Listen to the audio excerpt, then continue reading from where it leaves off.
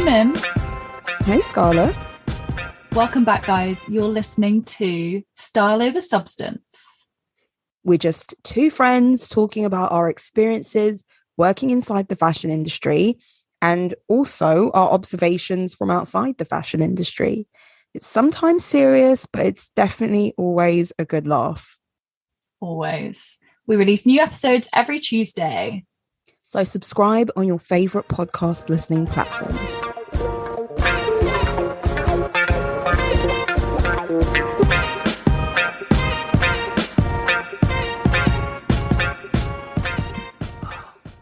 You right? Barely. Oh my God, I've had such a weird day. It's just been like a day of so many. It's felt like a long day, let's be honest. It's felt like a really long day. Yeah, I know what you mean. I feel like I've crammed a lot in today. Not really through any choice of my own. But here we are, I survived it. Oh my God, yeah.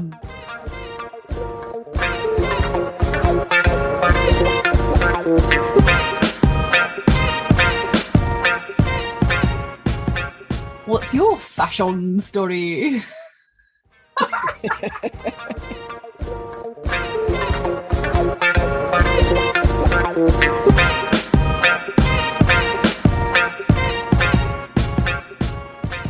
So my fashion story is Pixie Lot. I don't know what level of celeb we'd call her. God. Wow. I can't believe we've even brought her up in this. No, so I'm saying this because she got married. Really? And she wore such a beautiful Scarpelli dress. Wow. It was like the really like quintessential silhouette. It was like beaded, and then it had like a skin that like looked like she was like glistening and like pearls. She got married at Ely Cathedral. Ely. Oh, takes me back to my childhood.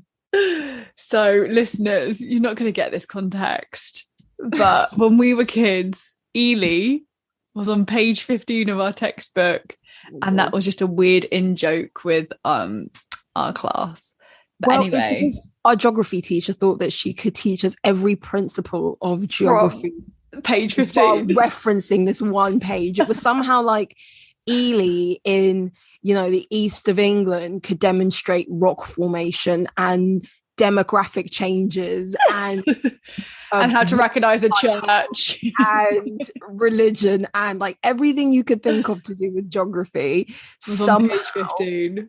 Ely on page 15 could demonstrate it for us, but yeah. But so more of my point with Pixie Lot is I follow her on Instagram, and today she was revealing the details of her dress. Okay, so I'm on her page. Yeah. And she looks great. She's a beautiful girl, obviously, and she's got a great figure.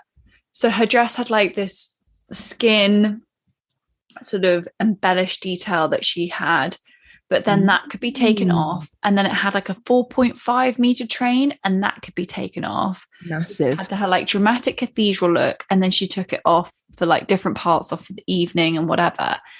And I just thought, you know what, like you've obviously got money, you're in fashion, you could have easily had multiple dresses.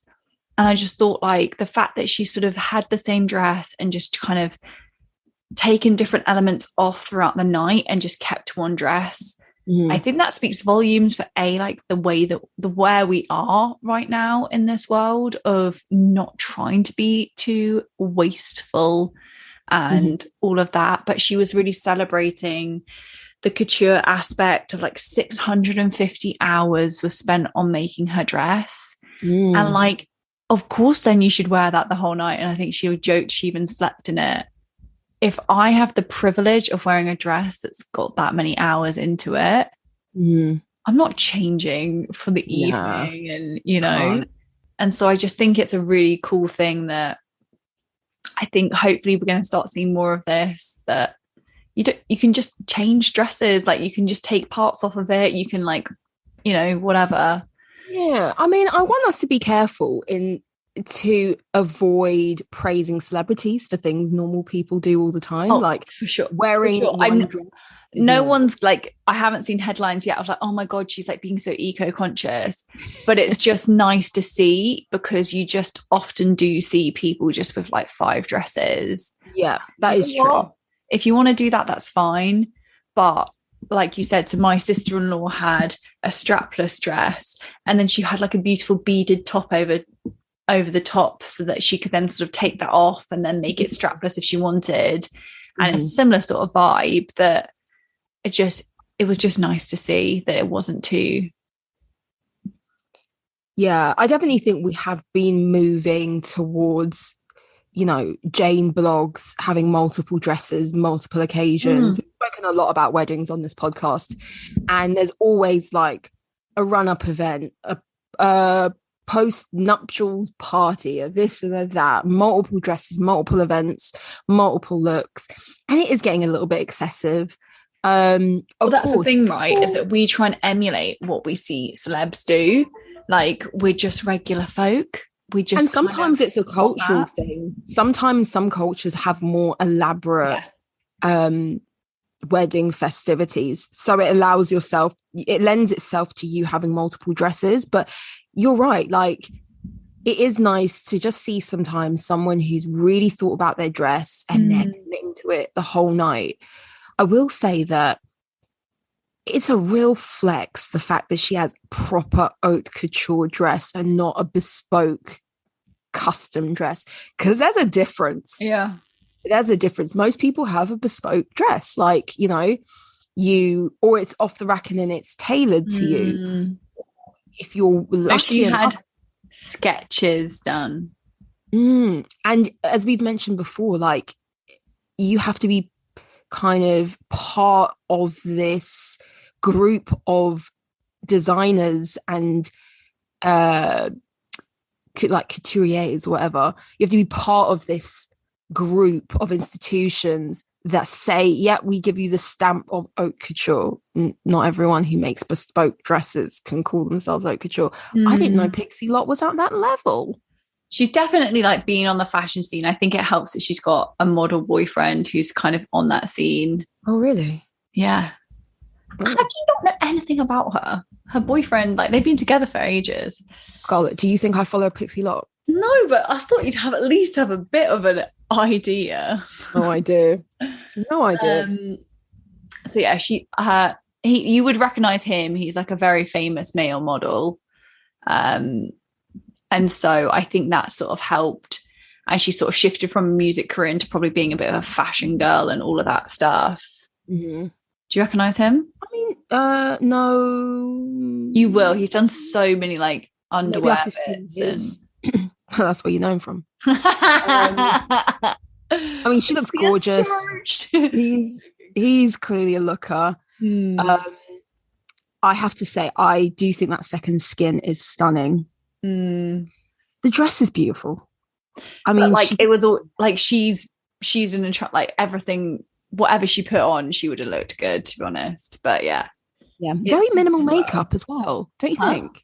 Very minimal makeup, borderline like barefaced. Yeah, do you think? I might be wrong, but yeah. But like, I don't know. I don't know what I'll do. As my dad likes to say, Scarlett, you're not getting married, so who knows? But when I was younger, I definitely drew 2 dresses. Like when I used to design clothes and design my wedding dresses, I had 2 dresses. Granted, one was white and one was red. Yeah, we've discussed this. The burgundy red is very 90s wedding. I mean, yeah. It's probably not the vibe I'm going for now. But I do love the idea of changing dresses and changing into something different, purely from like a fashion point of view. I love the idea of just having multiple options. And I think it must be really difficult to decide on a silhouette and on a style. I hope I'm not the girl with a few dresses, but I might be. You probably will be. Or you do the hen do, you go for a look.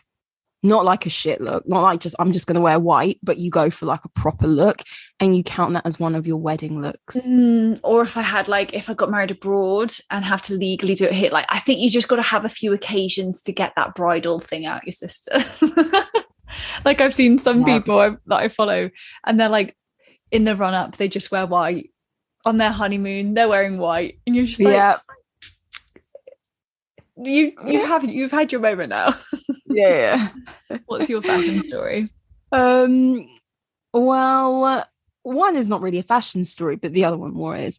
I think I've decided that I have reached maximum capacity when it comes to my clothes in the bedroom.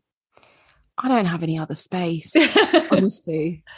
My drawers are full, and it's shameful because I know in my soul it's not stopping here. I'm going to continue to buy clothes. I have a jumpsuit in mind that I want to get, but then I think about my drawers and I'm like, where am I going to put it? So I did pull out some jumpers because I think now I am coming to terms with the fact that it's summer. I know it's June, but we could put a few away, hopefully. I wasn't all in. I wasn't convinced that this heat waves on its way. I think we can part with a few things. Yeah, exactly. We'll just put them in a vac pack for now. That's what I've got. So the vac pack is on the floor. I put some jumpers in there. So it's hard though, isn't it? Because actually some clothes are universal for both seasons.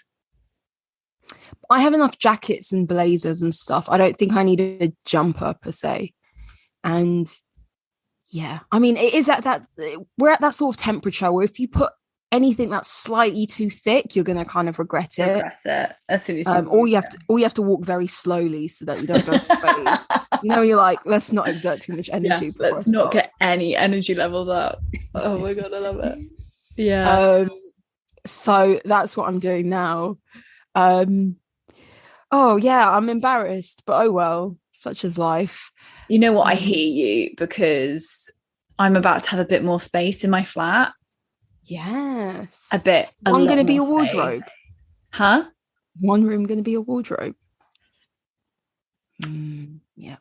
I'm not sure what I'm going to do yet, but I'm also really concerned because I've told myself that I can't expand into this space. So what are you going to do with it? Obviously that I'm going to spread stuff around. I don't fit in my room right now. I've just got loads of bags of backpack that I want to unpack, but just don't have space for. And so I will unpack it once I've got an additional room. But I've told myself to obviously not then fill both rooms of wardrobes. But of course we expand space. That's not going to happen.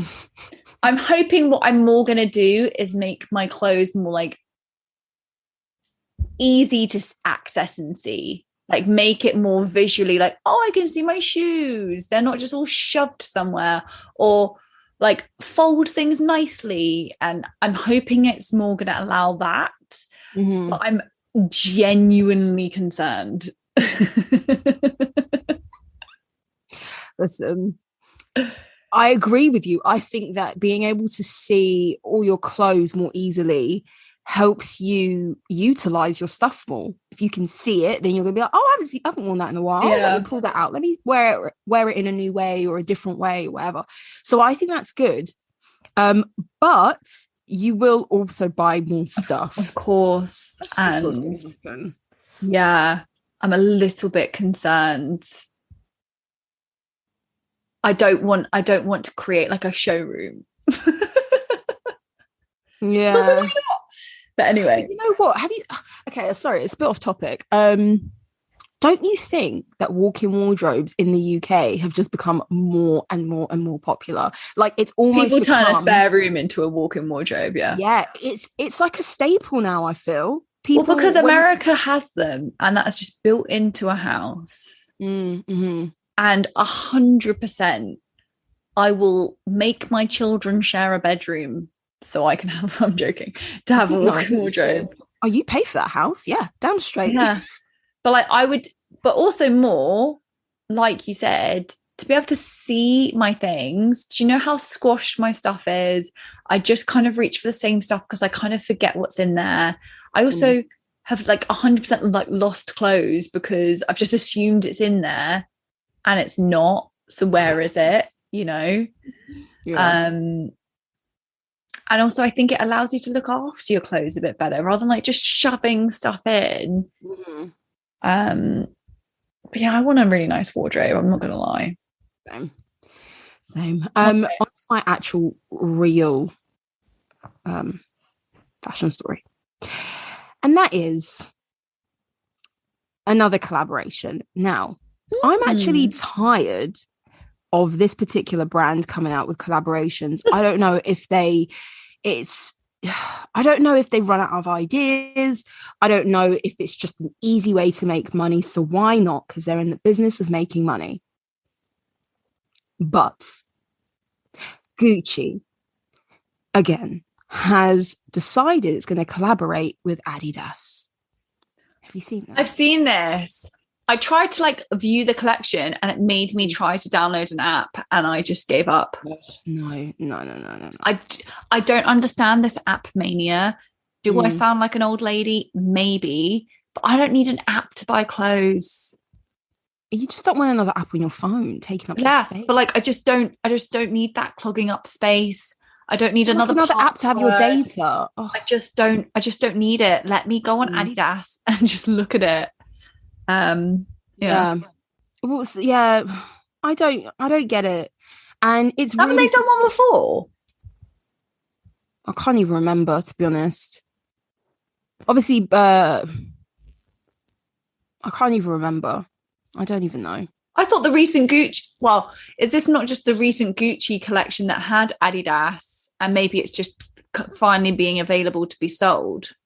Mate, I could very well be just late to the party. No, 100%. I think we've seen I've not seen collaboration in a fashion show.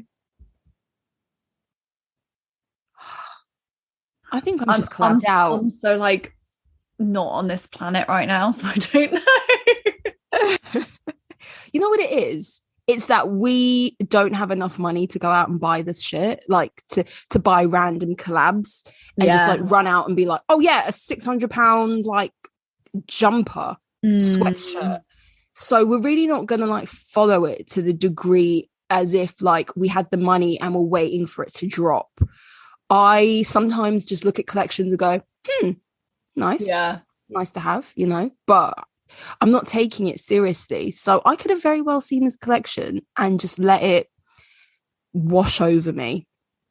I don't know how I feel about this collab. I like the bowling bag, I will say. There's this cute bowling bag, like top handle, very like, you know, Gucci, very 70s sports bowling bag. And it's got the fabric monogram on both side panels, leather down the middle.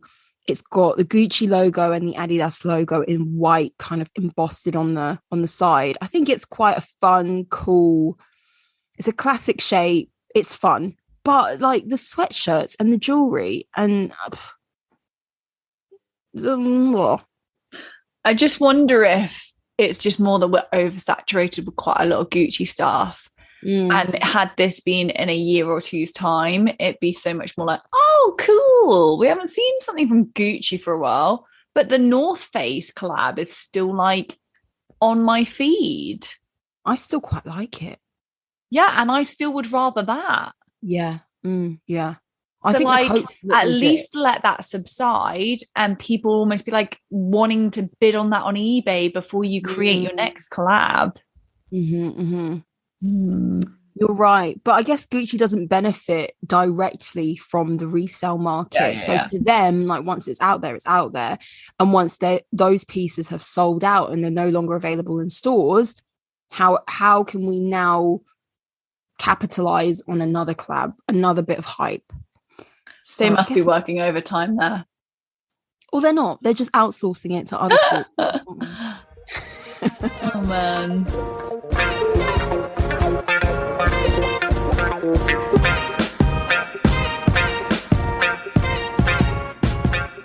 We interrupt this broadcast to say go follow us on Instagram.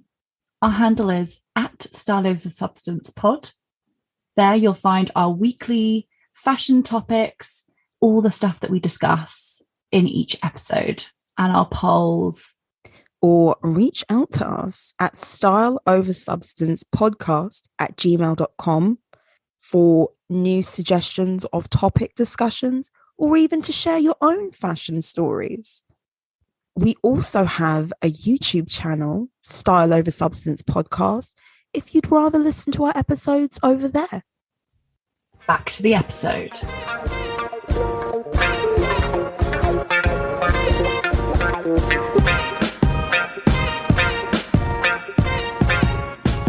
Yeah, so we're going to discuss upcycling. So this is sort of inspired by Love Island has started. And disclaimer, I actually haven't watched any of it. Oh, I haven't either. And you know what? I just don't know if I'm going to. I thought I was going to. I know. We had a discussion, and I told Mim, I was like, Mim, I'm just not feeling it this year. She's like, and the thing that gets me is what you said, is that it's such a universal conversation. And that's why I want to watch it. But I just don't have the time. And I know that sounds really silly. Like, I've got enough time to watch other stuff, but I just don't think I care. Because am I that old now? No. The thing is with Love Island is that it comes on every night, and you have to watch it when it happens. And on the night, yeah. On the night as it happens. Because then you get to enjoy the internet and like Instagram memes, and it's just, it's a good time. Mm-hmm. Yeah, with all the other programs that we watch, we can just binge it when we're like washing up or cleaning the kitchen or something. You can fit it around your actual life. But I will say, on my timeline on Instagram, crickets, barely any. I've not seen anything. See, is that because we're not watching it? Or is that because it's not that good? Like Mark Zuckerberg can tell that we're not watching it this year. Our cookies. Yeah, cookies are not cooking. Yeah. But anyway, maybe that no one else is watching it. Yeah. I mean, I must say, I think I only know. Well, I haven't asked all my friends, but I only know of like one person who's actually, I think, up to date with it. But yeah. So basically, the inspiration is from upcycling, because Love Island, the sponsors are eBay. There's like the pre-loved corner. And then on the show's launch, presenter Laura Whitmore recycles her outfit from the previous season's finale. So it was, I can't think of the designer, but it was like the heart cutout. Maybe it wasn't from the finale, but it was from a look from last season. It had like a heart cutout as the sort of waistcoat, and it was previously full length tailored trousers, and she got them shortened into shorts for this season. And it's obviously all on this pre-loved, all of that theme. And I just kind of thought that was obviously very on brand for Love Island, with the whole eBay upcycling pre-loved vibe. But yeah, I have a question for you. Have you ever upcycled something? Yeah, back in the day, when you're a teenager and you're like, I'm gonna make my jeans into shorts, and I'm gonna make this denim jacket into a denim waistcoat gilet thing. Yeah. I think you're really doing something there. Throughout my life, I will say that I have tried to upcycle or amend or make changes to clothing. I think more recently, I've taken bleach to a few of my items and tried to make tie-dye things. Or it's not really upcycling, but I have taken clothes to get like amended, like tailored and stuff, so that it works better. It's not upcycling, but no, but if it means otherwise it's going to sit there. Exactly. In the broad scheme of using what you already have and making sure that you get full use out of it, then yeah. What about you? I don't know if I have upcycled. I don't think I have. Like, have I cut off like sleeves off of a t-shirt and stuff like that? Yeah. But I still probably would have worn it anyway. It wasn't to kind of make me keep wearing it. Yeah, I don't know if I've been as big into upcycling. What I do want to do, like, I want to go through my wardrobe and sort of think about either like, oh, can I wear this differently? Or yeah, is there a way I can repurpose this? But it also then just kind of gets added to that long list of chores. Like before I went away, one day I had like a bunch of stuff where I was like, oh, like that's got actually like a little hole in it, or like that's gonna have a hole in it if I'm not careful, like it's like coming away a bit. And like had this big pile of stuff to mend. I just sat there and sort of did it, and then I was just like, God, that was like a long time coming. I bet that was like at least 2 years in the, like, you know, that I was waiting to do a lot of those errands. But no, I don't know if I have upcycled. Fun fact, I did once do a work experience with, oh my God, what's her surname? Impactful. I think Orla Castro. Oh. She was like big into upcycling. She used to help and work alongside Livia Firth when she was still married to Colin Firth. She was big into the whole like green red carpet, like repurposing or upcycling dresses for red carpets. And basically Orla's like mission statement was using sort of scrap fabric from factories or repurposing garments that are no longer wanted. And that was literally how she would like create clothing. And we also did a fashion project at university where it had to be zero waste. So we got given a certain amount or meterage of fabric, and we had to use all of that to create a shirt. And like, so it's definitely really interesting thinking along those lines of how you use things and being more conscientious. I just haven't put it into practice in my personal life.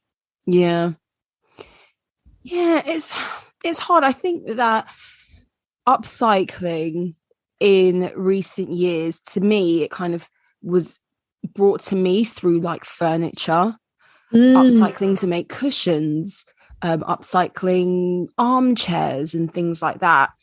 And now into fashion, I think that TikTok, I mean, we're big on TikTok, we love it. But I think a lot of Gen Z that are very much into charity shop, secondhand, thrifting, all of that kind of lends itself to a resurgence of upcycling and appreciating clothes in a new and different way. So yeah, I don't know if it will become more widespread. I think there's just so much stuff out there that we can buy that upcycling is really for those who love to try their hand at something creative, have a sewing machine, have bits of equipment, maybe can knit, can sew, can embroider, and they can bring something fresh to a new garment. But it really does require some skill, you know? Yeah, I don't think it's that accessible yet. One thing I will say though is I feel like a lot of people maybe do it in terms of like maybe it's because my sister-in-law and her family love the color black. So if they might buy something, but if it doesn't come in black, they'll then just do a dye-on job and just dye a bunch of stuff black in the wash. I love it. I've definitely done that before where I've had pairs of black jeans that used to be my uniform. I'd wear like black jeans and a top, and they are all various shades now of grey, and just like giving them a new lease of life by dyeing them like black again. But that's really the only attainable way, unless you are good with a needle and thread. Like even some people don't know how to sew on a button. I know this is gonna, I feel like such a spinster today, or a little wench, but that used to get taught when our parents were at school, how to sew. Well, at least for women. Whereas like you don't get taught how to sew on a button. I didn't properly get taught that until I was working in fashion, like the really like proper way to sew on a button. Do I implement it now? No. I can sew buttons, but it's like I'm butchering the garment. Like it will stay on, but does it look cute? Or have I maybe made a bit of a mess doing it if someone inspected it? Yes. Yeah. Yeah. But you're right though, like gender aside, because we also had home economics where we were taught how to cook, and I think that's a universal skill. I think as we were discussing, yes. Stitching is also a universal skill for boys and girls. Yeah, and literally I think the other day, my colleague was on his way to work, his button popped off. Like, oh no, there was a loose thread and he pulled it, and he basically like then pulled his button off. And luckily he was trying to work with a female colleague and she helped him sew it on. But I was like, if not, he was just going to go buy a new shirt. He was going to buy a new shirt? Well, on the way, like, because he was too embarrassed to like have for the button open for the work. Not like he would fix it in the end, but he just didn't know how to do it.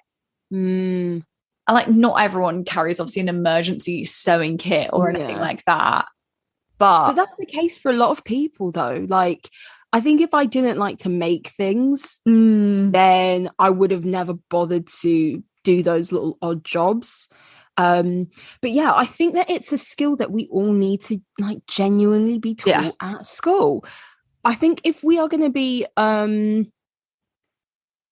going to be, I don't know what's the word, serious about being less wasteful, because we all have to admit that recycling and all of that is not the way we're going to dig ourselves out of any sort of eco crisis. It really is down to our initial consumption. If we're going to be serious about reducing waste, we have to learn how to fix things. And that's not just for fashion, but as we talk about fashion, it's just like, you know, I've got a pair of jeans with a hole in it. Can I sew it up? Is the hole massive? Is it really like beyond repair, or is it just like a bit of a nip here and a nip there? Sewing on buttons, just mending all kinds of things. For sure. And even what comes to mind for me is like when things get moth-eaten, or like, you know, just knowing how to darn a hole or close up a hole. Like I butcher it because I don't really try that hard. But just to know that like just because something's got a bit of a rip in it doesn't mean you throw it away, or like, you know, it can be your favorite dress and maybe the armhole's just got a bit of a hole in it, but you can stitch that back up. And actually I will say I've got a few dresses, and this one in particular, I don't know how I ever wore it before because it's got slits and they're really high.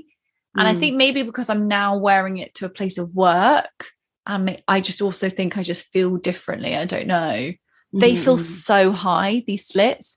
And I've tried to like sew it lower down. But even where I've sewn it to, I must have sewn maybe 3-4 centimeters of this slit. And I still am like, oh, it's quite a lot of leg. And I'm trying to make it look like I haven't done that. Because that's so funny, because dress, and I have a dress / tunic thing, and it's the complete opposite for me. I bought it years ago and I've worn it loads since, but it has slits either side of it. And for me, this, because I'm short, the slits were too far down.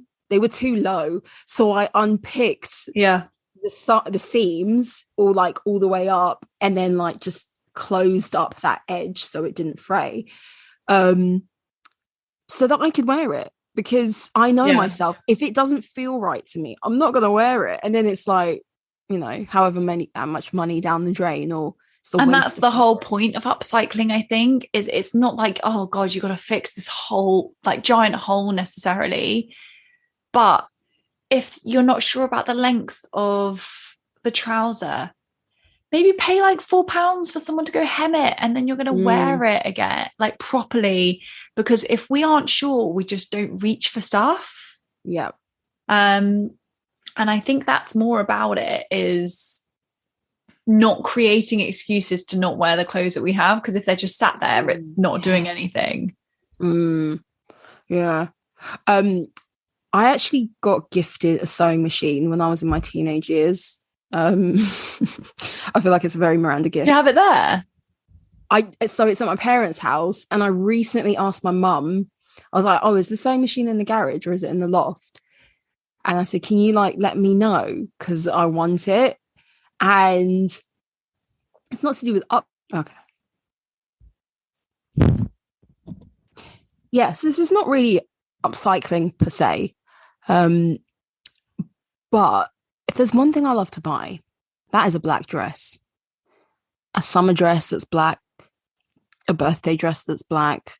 It's just like, I don't know, I just feel fancy in a black dress.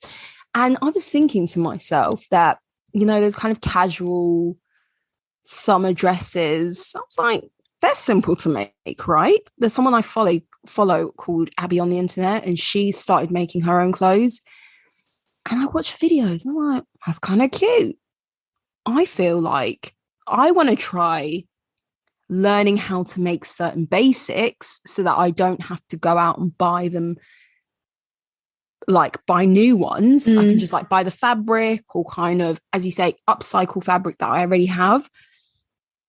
And so I'm hoping that I can kind of improve my sewing skills.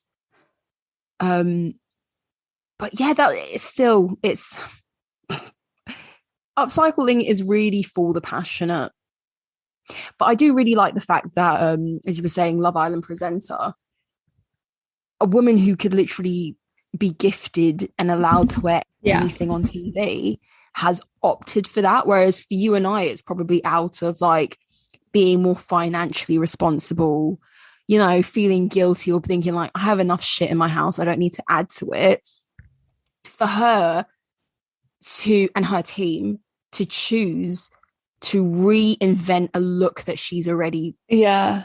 And you also get borrowed, like they borrow you clothes, like you don't even have to buy it, they can literally lend it to you. Like it's not even like you have to purchase it, like stylists can literally borrow clothes or like whatever, and there's so much that you gain out of that interaction, or out of that sort of thing. Because obviously you basically are helping a designer get attention. So you might even get paid to wear certain things. It's definitely a really conscious effort. And it's a comical thing that Love Island presenters in the UK barely go in the villa. So I don't know if there's any other outfits I've even seen of hers yet for the series, and if that's going to be a common theme. And I wouldn't mind betting it will be, just if that's sort of her setting the tone. I will say that I have thought about celebrities that are always in the public eye. We'll just take the Kardashians for an example. They're always in the public eye, and they seemingly always wearing new things, new garments. Even if they're reinventing looks, like overarching looks, it almost seems like everything they wear is fresh out the packet.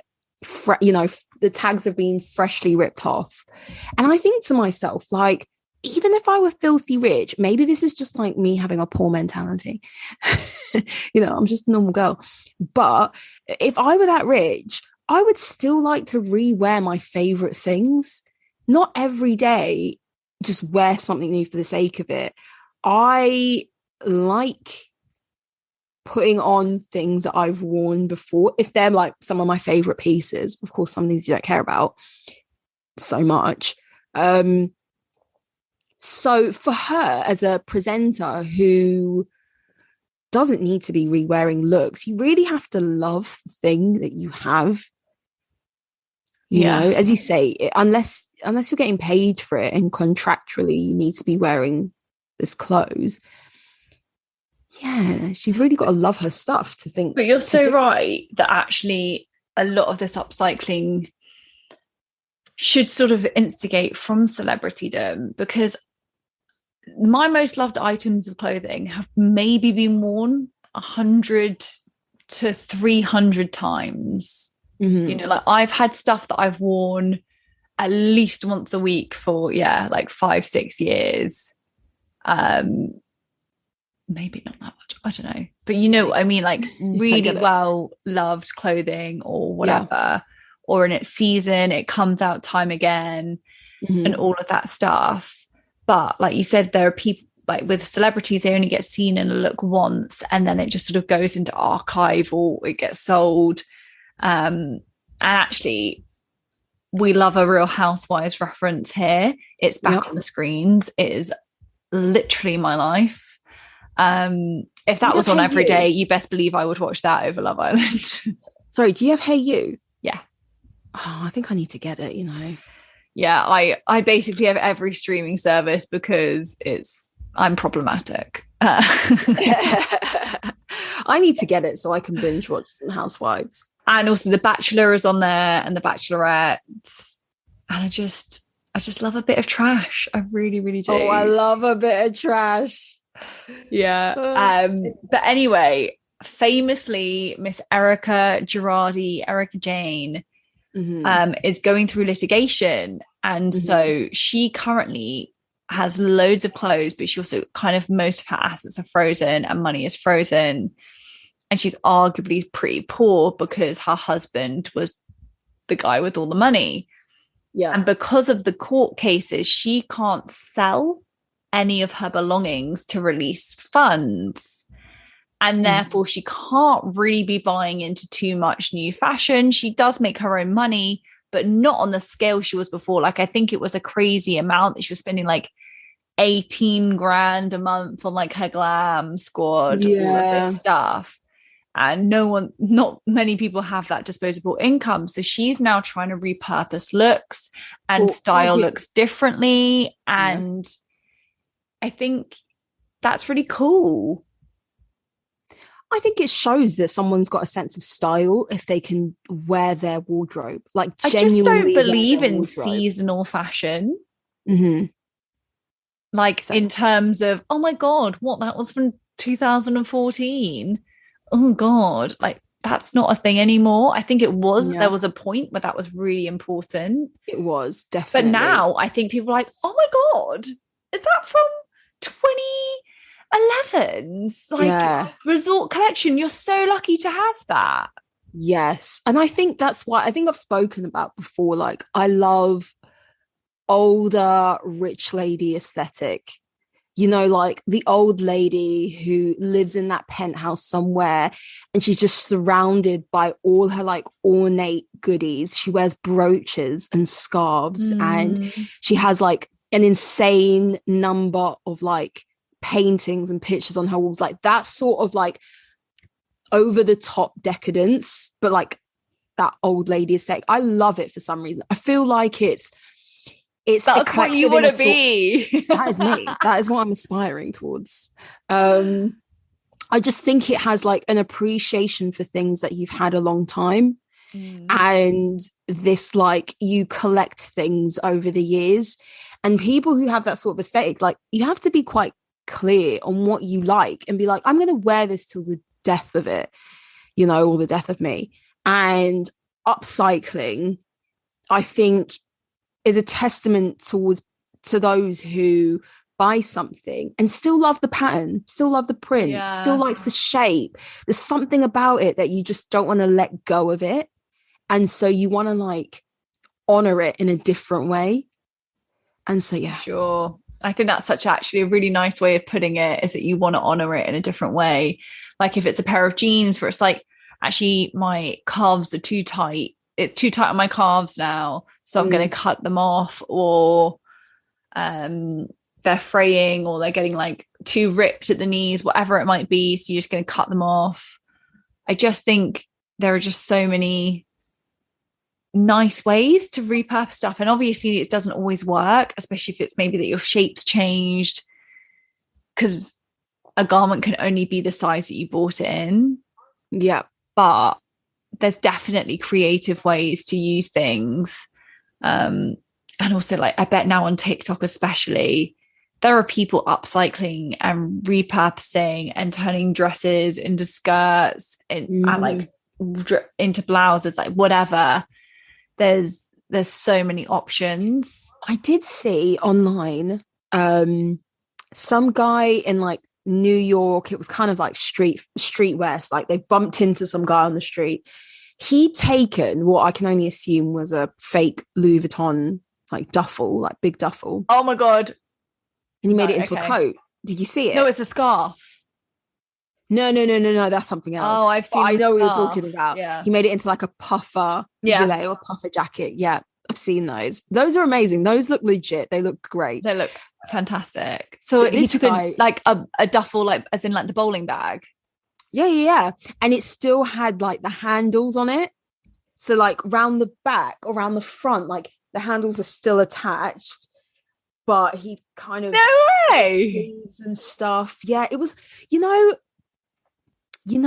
those really collectible Hermes bags, but where like Hermes have deconstructed the Birkin, and so it's kind of like it's got like they might add like pockets in a really skew whiff way. I don't know.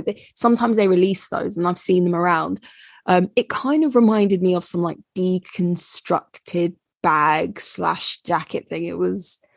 I love stuff like that. But it was a look. It was really cool. And you know what, actually, we should definitely mention the fact that there are brands like the Restory and other things like that where my Instagram's filled with like people maybe who have like a pink satin shoe, but it's so dirty and they just dye it black. And or like they repaint it, or they fix the scratches on a bag, or like a pen's leaked and they just make it then like the color of the ink. That there are so many ways to, if that's your favorite bag, or like, oh my God, those shoes fit so nicely, or they were my comfiest shoes. There is a way around that. You can resole your shoes. Like the amount of shoes that I have resold in my time. A cobbler is your best friend. And even actually, I need to take my own advice. I need to stretch out a certain pair of shoes because they pinch like over like the... I don't know what that bit would be called. The main bit of your foot? Yeah, what's it called though? It's not the arch, but it's the top bit. Yeah. The body of my foot. It pinches. And so I just need them to stretch my shoe out a little bit. And then I'd wear them way more. Yeah. I think also the time that we're living in where things get more expensive. And, you know, when I'm on Zara, I'm looking at these prices and I'm like, Zara, are you really trying to sell me this for £50? I know. Are you serious? Oh my God. Like, it's pot luck on Zara if a dress is going to be $19.99 or £50. And I couldn't tell you what the difference is. It's true. You have to decide something's going to be like the it dress, and so it's going to be $49.99 rather than £19. And us muggins, we will buy it. Yeah, but I'm refusing because it's way too close to summer sale to be buying anything full price.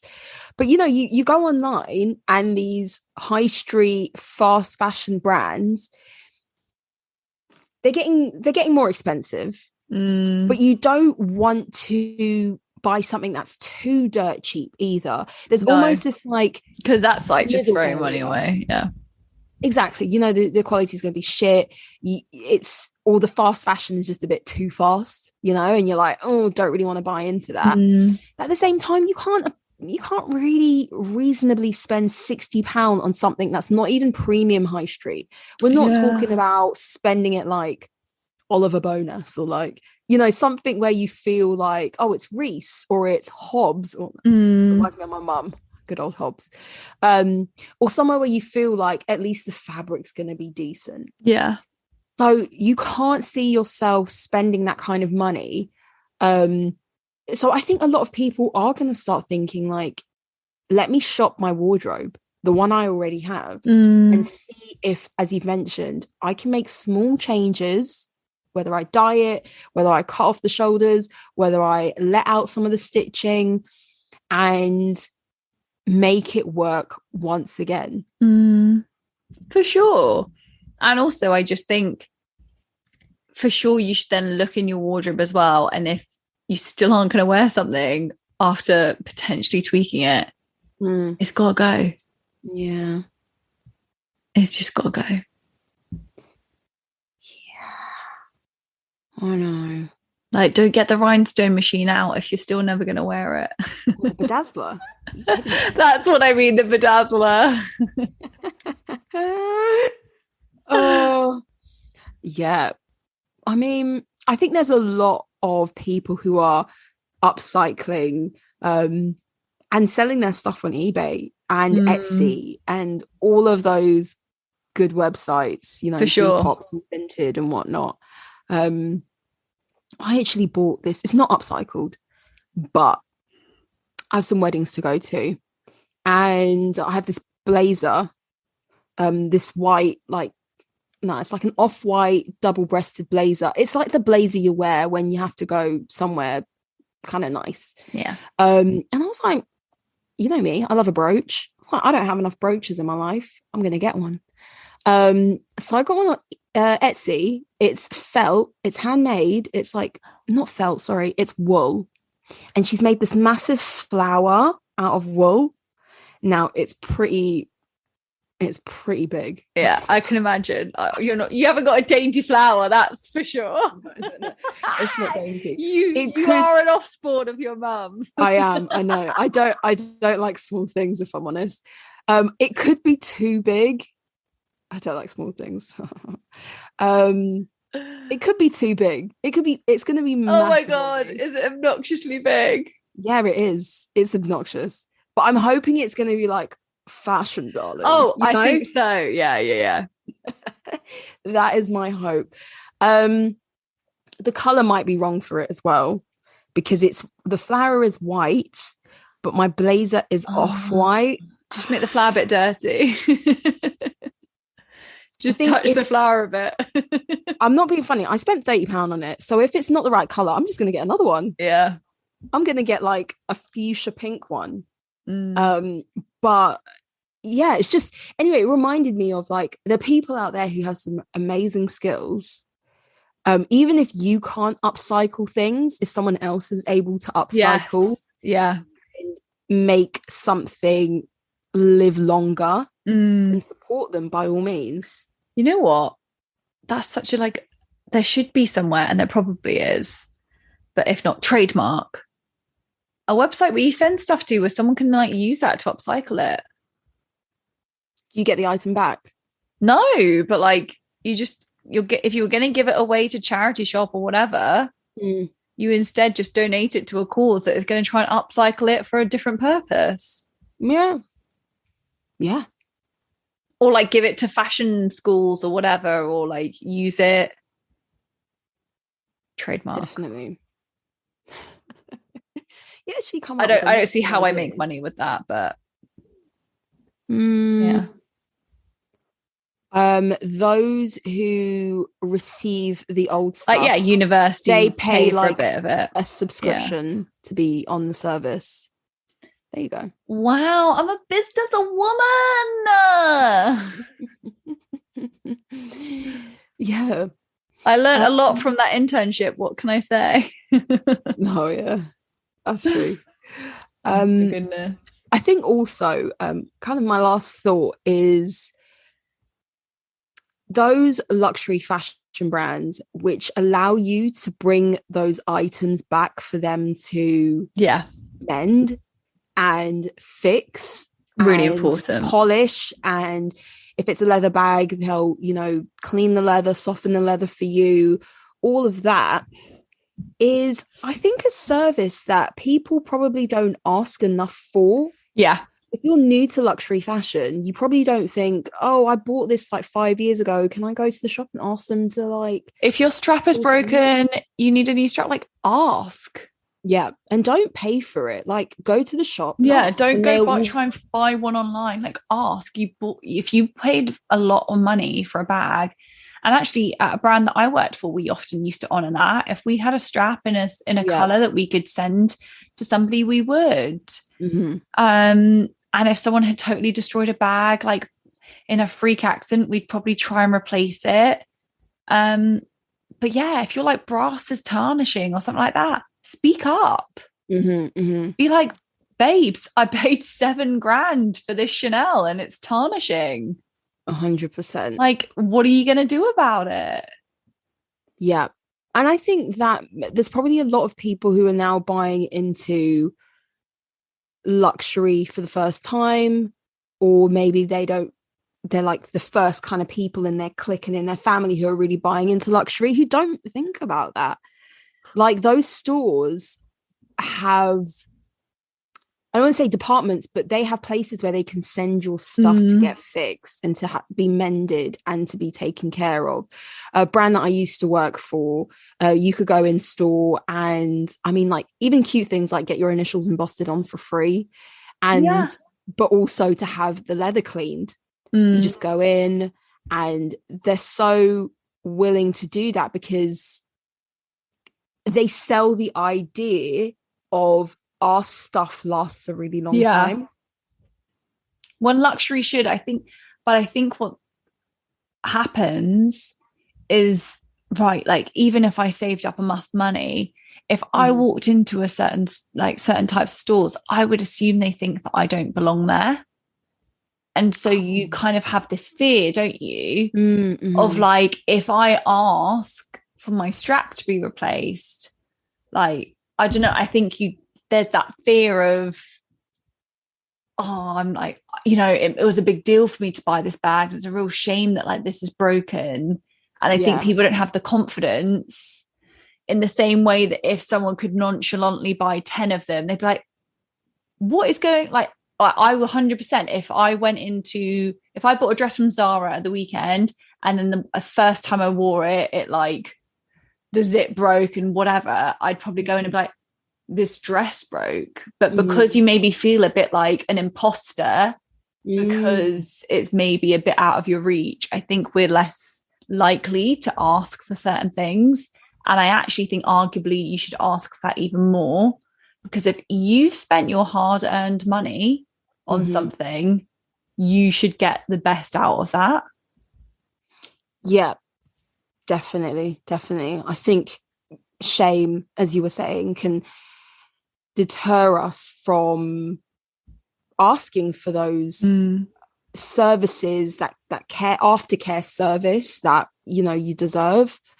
But yeah, I guess upcycling can come in many different forms, from like ranging from the bare minimum of like maintenance to like just replacing and restyling, to completely making it into something, a completely different category. So it used to be trousers and now it's a scarf or a crop top or something like that. But yeah.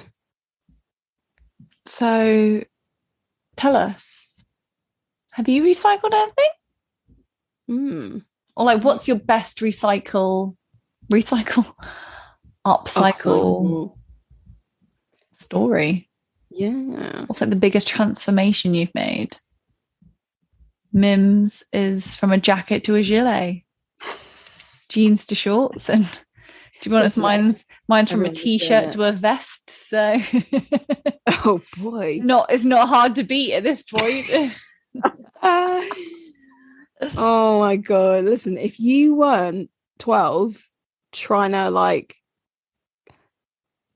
give yourself holes in your jeans, oh my god, and like bedazzling your denim shorts, you didn't have a childhood, mate. Do you remember there was that like craze of like trying to create a vent into making flared trousers, where you'd put like a triangle of like, I mean, I never did it, but there was a real craze to do that.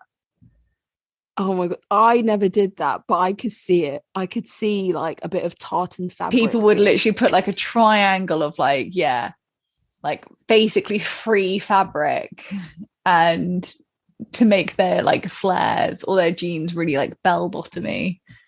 Oh my god, I feel like we sound 102. Oh, I love it though. I know. We're in our prime. Amazing. So our poll for this week is, tell us about one of your best upcycling stories. For sure.